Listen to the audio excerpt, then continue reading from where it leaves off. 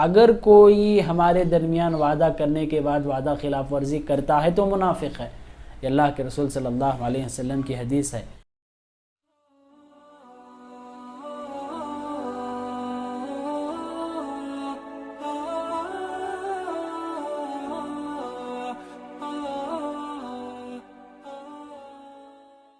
السلام علیکم ورحمۃ اللہ وبرکاتہ۔ الحمدللہ رب العالمین والصلاة والسلام علی رسولہ الکریم، اما بعد فاعوذ باللہ من الشیطان الرجیم، بسم اللہ الرحمن الرحیم۔ ان الساعة لآتیۃ لا ریب فیہا ولکن اکثر الناس لا یؤمنون۔ بے شک قیامت قائم ہونے والی ہے، اس میں کوئی شک نہیں، لیکن اکثر لوگ اس بات پر ایمان نہیں لاتے، یقین نہیں کرتے۔ قیامت قائم ہوگی، اللہ تبارک و تعالیٰ کے سامنے ہم کھڑے کیے جائیں گے، ہمارے نام اعمال پیش کیے جائیں گے، نیک اعمال سے ہم کو جنت ملے گی اور گناہ سے ہم کو سزا اور عذاب ملے گا۔ قیامت کے بارے میں اللہ کے رسول صلی اللہ علیہ وسلم نے کئی نشانیاں پیش کی ہیں،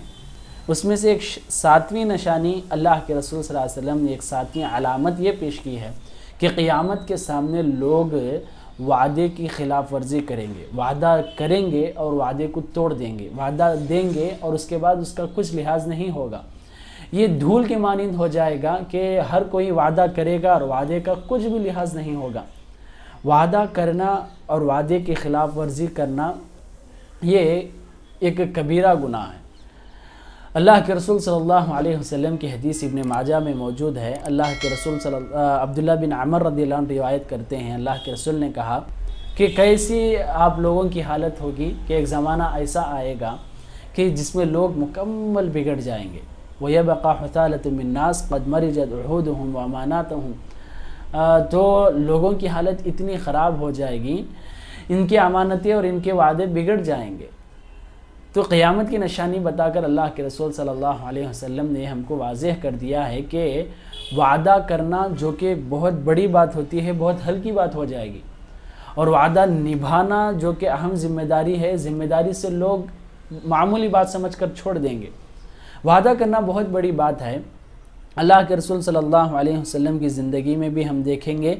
یا اگر ہم اسلاف کی زندگی پڑھیں گے تو وعدہ کر دینے کے بعد وعدے کا پاس و لحاظ رکھا کرتے تھے، اس وجہ سے کہ وعدہ کرنے کے بعد یہ وعدہ نبھانا چاہیے، ورنہ قیامت کے دن اللہ تبارک و تعالی خاص طور پر یہ وعدے کو لا کر ہمارے سامنے رکھ کر پوچھے گا کہ کیا اس نے تو اسے پورا کیا ہے۔ اللہ تبارک و تعالی خود کہتا ہے وَأَوْفُوا بِالْعَهْدِ إِنَّ الْعَهْدَ كَانَ مَسْئُولًا،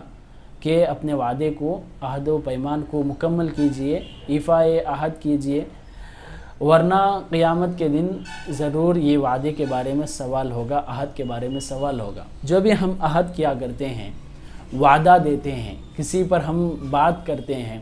یا اللہ تبارک و تعالیٰ کی قسم کھا کر ہم کسی کو کوئی بات کہتے ہیں، تو اس کا مکمل ڈر ہونا چاہیے، ہمارے اندر اس کا مکمل خوف ہونا چاہیے، اس کو مکمل کرنے کی ذمہ داری کا احساس ہونا چاہیے۔ یہ قیامت کے سامنے کم ہو جائے گی۔ اللہ کے رسول صلی اللہ علیہ وسلم نے منافقین کی علامتیں بتاتے ہوئے کہا کہ وَإِذَا وَعَدَ أَخْلَفَ، جب بھی وعدہ کرے گا، وعدے کی خلاف ورزی کرے گا۔ اگر کوئی ہمارے درمیان وعدہ کرنے کے بعد وعدہ خلاف ورزی کرتا ہے تو منافق ہے۔ یہ اللہ کے رسول صلی اللہ علیہ وسلم کی حدیث ہے۔ اللہ کے رسول نے ایک اور ایک حدیث میں کہا کہ لا ایمان لمن لا امانت لہ،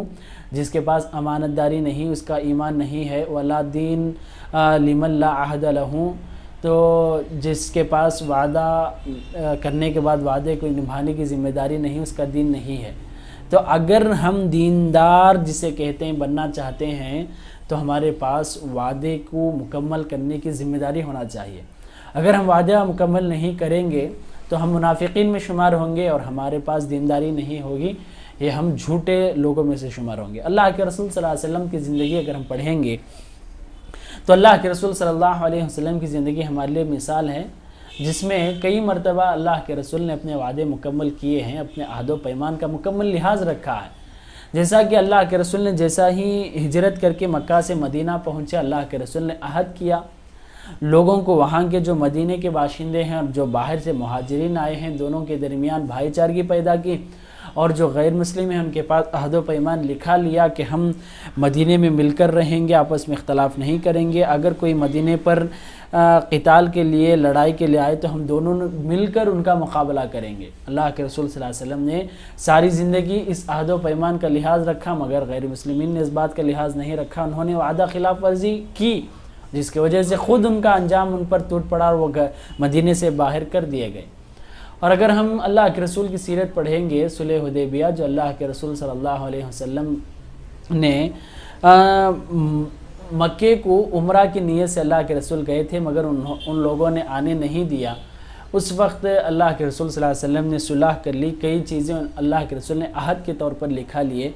تو اللہ کے رسول صلی اللہ علیہ وسلم نے اس عہد و پیمان کو مکمل بچا کر رکھے تھے، اس کا مکمل لحاظ رکھے تھے، مگر مکے والے جو کہ کفار تھے خود انہوں نے اس کی خلاف ورزی کی، انہوں نے خود جنگ چھیڑنا اور خود انہوں نے اس عہد کو توڑ دیا۔ اس طرح اللہ کے رسول صلی اللہ علیہ وسلم اپنے زندگی میں عہد کرنے کے بعد، وعدہ کرنے کے بعد وعدے کی مکمل پاس و لحاظ رکھا کرتے تھے۔ قیامت کے سامنے یہ چیز اٹھا دی جائے گی، وعدہ ہلکا ہو جائے گا اور وعدے کے بارے میں کوئی پاس و لحاظ نہیں ہوگا، وہ ہوا کی مانند، دھول کے مانند ہو جائے گا، ہر کوئی وعدہ کرے گا مگر وعدے کا کچھ اس کا مقام اور اس کی عزت نہیں رہے گی۔ تو یہی بات ہم کو سمجھنے کی ضرورت ہے کہ جب بھی ہم کسی کو بات دیں، اپنے چھوٹے بچوں کو ہم اکثر بات دیا کرتے ہیں، میں دلاؤں گا اور وہ چیز میں کروں گا اور آپ کے لیے لاؤں گا، تو یہ ہم وعدہ کرتے ہیں، اور وعدہ اگر ہم اس طرح ہلکا کر دیں گے، اولاد بھی یہی چیز سیکھیں گے اور وہ جھوٹے وعدے کے عادی بن جائیں گے۔ اس وجہ سے ہم جب بھی اپنے بچوں کے لیے وعدہ کریں، اپنے تجارت میں کسی بات کو واپس لینے کی بات کریں، اپنے دوستوں کے بارے میں یا قرض کے معاملے میں، شادی بیاہ کے بارے میں ہم وعدہ کرتے ہیں تو وعدے کا پاس و لحاظ رکھیں،